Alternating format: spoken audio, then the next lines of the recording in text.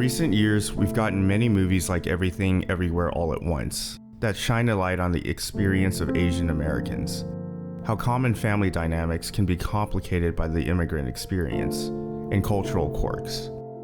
As a second-generation Taiwanese American, I can definitely identify with much within the movie, but I think that these themes resonate with any demographic wave. What we see is how a family comes with wide-eyed hopes and dreams, and then any pretenses of an American dream are quickly tabled. Anyone who makes this move is trying to escape some established order or system that they don't think is fair. When they come here, what they find is a different ladder that they have to climb, yet another role that they have to play in a different society that they will have to adapt to and integrate into. But this time they're starting completely over. Regardless of what their original expectations are, many eventually place all of their hopes into the next generation. Maybe they can't enjoy greener pastures, but their children can. But that can be a recipe for frustration and for disappointment, and it forms the core conflict of the film. Evelyn, the mother, is a slave to insecurity due to the very conditional nature of her father's love. You get the sense that she very badly wants her life to be everything that she, her daughter, and her husband need, but also something that can please her father as well. So in turn, she builds her relationship with her daughter Joy around her own projection of shortcomings. Clearly, it's difficult for the entire family. What I love most about this movie is what gives me the most pause. It takes the traversing of a multiverse for Evelyn to resolve this turmoil. It takes her confronting her deepest insecurities, all of the wildest dreams that she never realized, to understand that she doesn't truly need any of it, that she already has more than enough to show for all of the blood, sweat, tears, and frustrations. And of course, for most parents it's beyond impossible to get to this catharsis.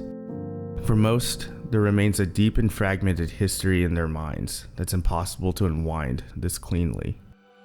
I think that's the real movie magic, where it's possible that generational and complex issues boil down to a satisfying moment. To just have Supermom save the day and bring everything back together. I think it actually highlights how hard it is to bridge that gap in real life. Older people are too preoccupied with dealing with everything, with carrying the weight of the present and the past to just adapt like that.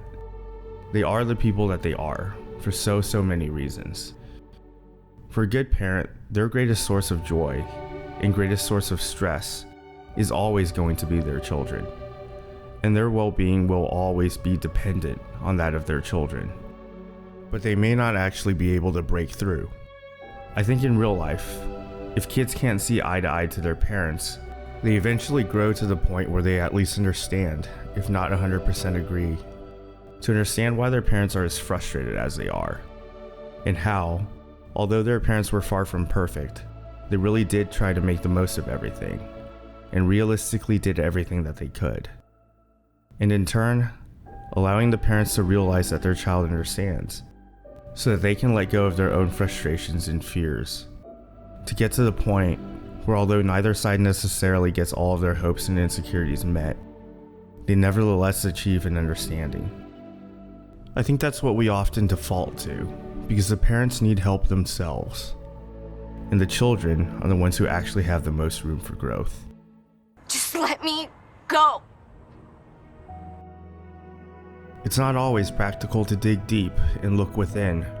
Rather, it may take looking outwards to find that room to grow, and it may take more time to get there. We see Evelyn pull Joy back when she tries to distance herself, but from my own experience, I think Joy would have found her way back eventually, and I think that she could have become a relatively complete individual. However, I also recognize that there is much lost there, as Joy wouldn't necessarily be figuring Evelyn out, but rather figuring her way around Evelyn, how to live without a good relationship with her mother. I think realistically, Joy either becomes just like her mother and keeps holding on to the pain at some level, or she makes a more thorough break. She may heal more in her own way with more distance, but she'd probably be giving up in some respect on her mother. For better or worse, you can't ever fully repair that disconnect. I think that so much of American life defaults to making the most of everything, and figuring it out yourself, and learning to do without. I think that personal growth may be necessary for progress, but there's definitely something lost there as well.